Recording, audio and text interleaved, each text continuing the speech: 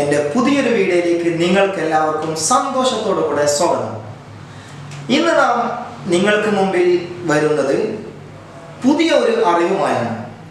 നമ്മുടെ വിവാഹ രജിസ്ട്രേഷൻ, ഗവൺമെൻറ്റിൻ്റെ സർട്ടിഫിക്കറ്റ് ലഭിക്കുന്ന രജിസ്ട്രേഷൻ നമുക്ക് എങ്ങനെ സ്വന്തമായി ഓൺലൈനിലൂടെ ചെയ്യാം എന്നതിനെ പറ്റിയുള്ള പുതിയ ഒരു വീഡിയോയുമായി വളരെ എളുപ്പത്തിൽ, വളരെ സിമ്പിളായി നമുക്ക് ചെയ്യാൻ പറ്റുന്ന ഒരു കാര്യമാണ് ഇന്ന് ഞാൻ നിങ്ങൾക്ക് മുമ്പിൽ കൊണ്ടുവരുന്നത്.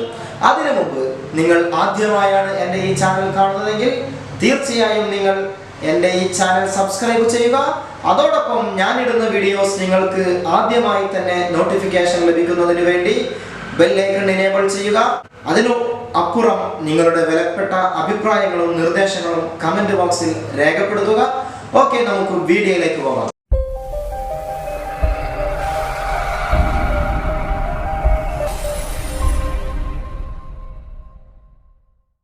അപ്പോൾ നമുക്ക് എങ്ങനെയാണ് നമ്മുടെ വിവാഹം ഓൺലൈനായി രജിസ്ട്രേഷൻ ചെയ്യുന്നതെന്ന് നോക്കാം. ഗൂഗിൾ ഓപ്പൺ ചെയ്തതിന് ശേഷം സേവന എന്ന് സെലക്ട് ചെയ്ത് കൊടുക്കുന്നു. അപ്പോൾ സേവന സിവിൽ രജിസ്ട്രേഷൻ്റെ ഒരു സൈറ്റ് ഓപ്പണായി വരുന്നതാണ്. അത് ക്ലിക്ക് ചെയ്ത് അതിൽ ഓൺലൈൻ ഫോം സബ്മിഷൻ എന്നുള്ളത് ക്ലിക്ക് ചെയ്യുന്നു. അതിൽ നമ്മുടെ ജില്ല സെലക്ട് ചെയ്യുന്നു, മുനിസിപ്പാലിറ്റി സെലക്ട് ചെയ്യുന്നു, അല്ലെങ്കിൽ ഗ്രാമപഞ്ചായത്താണെങ്കിൽ അത് സെലക്ട് ചെയ്യുന്നു. ഏതാണോ നമ്മുടെ കല്യാണം കഴിഞ്ഞ നമ്മുടെ ജില്ല അത് സെലക്ട് ചെയ്യുന്നു. അതിനുശേഷം നമ്മൾ സബ്മിറ്റ് കൊടുക്കുന്നു. ഞാനിവിടെ ആദ്യം ലോഗിൻ ചെയ്തതുകൊണ്ട് എൻ്റെ ഡീറ്റെയിൽസ് ഇവിടെ ഉണ്ട്. ഇനി ലോഗിൻ ചെയ്യുന്നവരാണെങ്കിൽ ഇമെയിൽ ഐ ഡിയും പാസ്വേഡും അടിച്ചു കൊടുത്തുകൊണ്ട് ലോഗിൻ ചെയ്യാവുന്നതാണ്. ഓക്കെ, അതിനുശേഷം ഞാനിവിടെ ആദ്യം ചെയ്തു വെച്ചതുള്ളത് കൊണ്ട് ഞാനിവിടെ ന്യൂ ആപ്ലിക്കേഷൻ സബ്മിഷൻ കൊടുക്കുന്നു. അതിൽ ഹസ്ബൻഡിൻ്റെ ഫോട്ടോ അപ്ലോഡ് ചെയ്യണം ആദ്യം വേണ്ടത്. ചൂസ് ഫയൽ കൊടുത്ത് ഞാൻ ഫോട്ടോ അപ്ലോഡ് ചെയ്യുന്നു.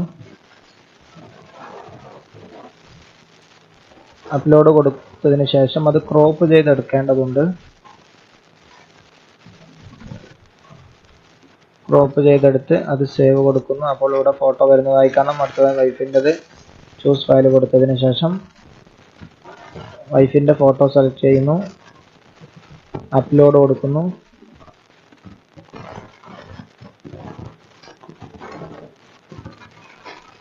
അതിനുശേഷം നമ്മളിവിടെ ഡീറ്റെയിൽസ് കൊടുക്കണം. കല്യാണം കഴിഞ്ഞ ഡേറ്റാണ് ഇവിടെ കൊടുക്കേണ്ടത്. അതിനുശേഷം പ്ലേസ് ഓഫ് മാരേജ് കൊടുക്കുന്നു. താലൂക്കും വില്ലേജും കൊടുത്തതിന് ശേഷം നെക്സ്റ്റ് കൊടുക്കുന്നു. ഹസ്ബൻഡിൻ്റെ ഡീറ്റെയിൽസ് ആണ് കൊടുക്കേണ്ടത്. ഏജ് കൊടുക്കുക, വർഷവും മറ്റൊക്കെ കൃത്യമായി കൊടുക്കുക.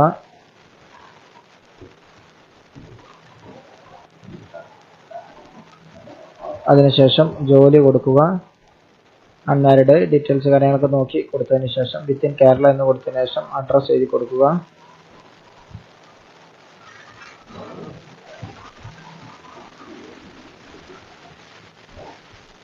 ഇതൊക്കെ അവിടെ പ്ലേസും കാര്യങ്ങളൊക്കെ അതിൽ നോക്കി കൊടുക്കുക. അടുത്ത്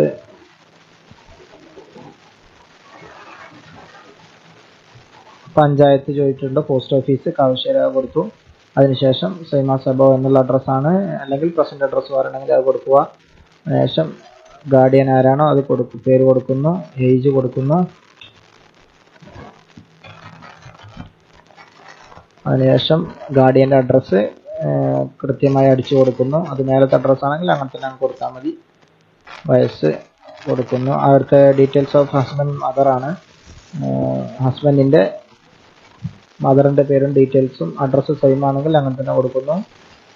ഇവിടെ NRI ആണെങ്കിൽ അത് നോ കൊടുത്തതിന് ശേഷം ഇവിടെ നെക്സ്റ്റ് കൊടുത്താൽ മതി.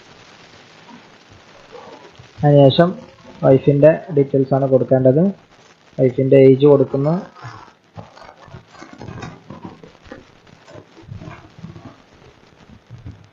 അതുപോലെ തന്നെ ബാക്കി ഡേറ്റും കാര്യങ്ങളൊക്കെ കൊടുത്ത് ജോലി കൊടുക്കുന്നു. അൺമാരിഡ് ആണുള്ള ഡീറ്റെയിൽസ് കൊടുക്കുന്നു. വിത്തിൻ കേരള കൊടുക്കുന്നു. അഡ്രസ്സ് അടിച്ചു കൊടുക്കുന്നു. ഹൗസ് നമ്പറും കാര്യങ്ങളൊക്കെ അടിച്ചു കൊടുക്കുന്നു.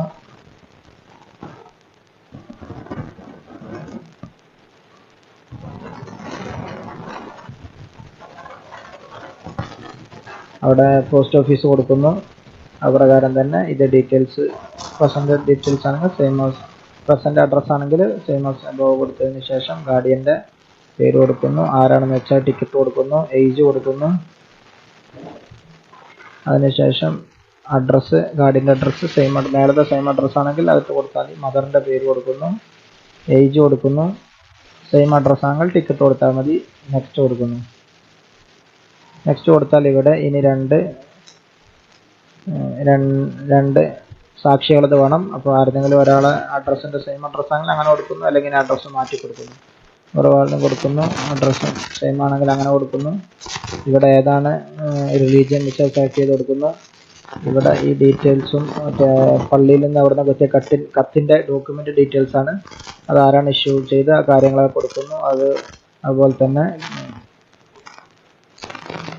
പഞ്ചായത്ത് വയസ്സ് തെളിയിക്കുന്ന രേഖകൾക്ക് വേണ്ടിയുള്ള ഹസ്ബൻഡിൻ്റെയും അതുപോലെ തന്നെ വൈഫിൻ്റെയും ഡീറ്റെയിൽസ് കൊടുക്കുന്നു. ഓക്കെ, അതിനുശേഷം നെക്സ്റ്റ് കൊടുക്കുന്നു. നെക്സ്റ്റ് ഈ ഡീറ്റെയിൽസ് നമുക്ക് വന്നതായി കാണാൻ കഴിയും. ഇവിടെ സബ്മിറ്റ് ആപ്ലിക്കേഷൻ കൊടുത്താൽ നമുക്കിവിടെ നമ്മുടെ പ്രിൻ്റ് ഔട്ട് പൂർണ്ണമായും വന്നതായി നമുക്ക് കാണാൻ കഴിയും. അപ്പോൾ നമ്മൾ ഓൺലൈനായി രജിസ്ട്രേഷൻ പൂർത്തിയാക്കി. ഇനി നാം എന്താണ് ചെയ്യേണ്ടത്? നാം ഓൺലൈനായി ചെയ്ത് അവസാനം നമുക്ക് കിട്ടിയ ആ പേജ് അത് പ്രിൻ്റ് ഔട്ട് എടുത്തതിന് ശേഷം അതും അതേപോലെ തന്നെ വധുവിൻ്റെയും വരൻ്റെയും വയസ്സ് തെളിയിക്കുന്ന രേഖ, സ്കൂൾ സർട്ടിഫിക്കറ്റോ ഡ്രൈവിംഗ് ലൈസൻസോ തുടങ്ങിയ സർട്ടിഫിക്കറ്റുകളുടെ ഒറിജിനലും അതിൻ്റെ കോപ്പിയും, അതേപോലെ തന്നെ വിവാഹം നടന്ന കല്യാണ മണ്ഡപത്തിൻ്റെയോ മറ്റോ ലെറ്റർ ഉണ്ടെങ്കിൽ അതുപോലെ തന്നെ വിവാഹ ക്ഷണപത്രിക, അതേപോലെ പള്ളിയിൽ നിന്നോ അമ്പലത്തിൽ നിന്നോ ചർച്ചിൽ നിന്നോ കിട്ടിയ പേപ്പർ തുടങ്ങിയവയുമായി, ഇനി ആ പള്ളിയിൽ നിന്നോ അങ്ങനെ മതസ്ഥാപനങ്ങളിൽ നിന്നും കിട്ടിയ ലെറ്റർ ഇല്ല എങ്കിൽ വാർഡ് മെമ്പറിൻ്റെയോ കൗൺസിലറുടെയോ MLAയുടെയോ MP യുടെയോ കത്തുമായി ചെന്നാലും മതി. ഇതിൻ്റെ എല്ലാത്തിൻ്റെയും ഒറിജിനലും കോപ്പിയുമായി നമ്മൾ സ്വന്തമായി കമ്പ്യൂട്ടറിൽ ചെയ്ത ഓൺലൈനിൽ ചെയ്ത പ്രിൻ്റ് ഔട്ടും എടുത്ത് നാം പഞ്ചായത്തിൽ പോയാൽ നമുക്കത് അവിടെ കൊടുത്ത് അതേപോലെ തന്നെ പഞ്ചായത്തിലെ രജിസ്ട്രാറിൻ്റെ മുന്നിൽ രണ്ടാളും ചേർന്ന് ഒപ്പിട്ട് ആ ഫോം അവിടെ സബ്മിറ്റ് ചെയ്യുകയും ചെയ്താൽ വളരെ പെട്ടെന്ന് യാതൊരു ബുദ്ധിമുട്ടുമില്ലാതെ നമുക്ക് ഓൺലൈനിലൂടെ തന്നെ നമുക്ക് നമ്മുടെ വിവാഹ സർട്ടിഫിക്കറ്റിൻ്റെ രജിസ്റ്റർ ചെയ്ത സർട്ടിഫിക്കറ്റ് നമുക്ക് ഓൺലൈൻ വഴി തന്നെ നമുക്ക് പ്രിൻ്റ് ഔട്ട് എടുത്ത് നമുക്ക് ഉപയോഗിക്കാവുന്നതാണ്. ഇത്രയും എളുപ്പത്തിൽ ചെയ്യാവുന്ന ഒരു കാര്യമാണ് വിവാഹ രജിസ്ട്രേഷൻ എന്നുള്ളത്. ഇതിനു വേണ്ടി ഇനി ധാരാളം സമയമൊന്നും ചെലവാക്കണ്ട.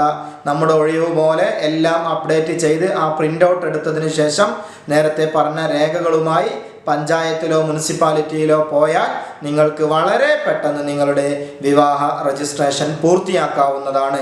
ഓക്കെ സുഹൃത്തുക്കളെ, നിങ്ങൾക്ക് ഈ വീഡിയോ ഇഷ്ടപ്പെട്ടെന്ന് കരുതുന്നു. നിങ്ങൾക്ക് ഇഷ്ടപ്പെട്ടാൽ തീർച്ചയായും ലൈക്ക് ചെയ്യുക. നിങ്ങൾക്ക് ഇഷ്ടപ്പെട്ടില്ല എങ്കിൽ തീർച്ചയായും ഡിസ്ലൈക്ക് ചെയ്യുക. അതിലുമപ്പുറം നിങ്ങളുടെ വിലപ്പെട്ട നിർദ്ദേശങ്ങളും വളരെയധികം വിലയേറിയ നിങ്ങളുടെ അഭിപ്രായങ്ങളും തീർച്ചയായും കമൻറ്റ് ബോക്സിൽ രേഖപ്പെടുത്തുക. ഇതുപോലെയുള്ള നല്ല വീഡിയോകളുമായി വീണ്ടും കാണാമെന്ന ആഗ്രഹത്തോടുകൂടെ എല്ലാവർക്കും ഗുഡ് ബൈ.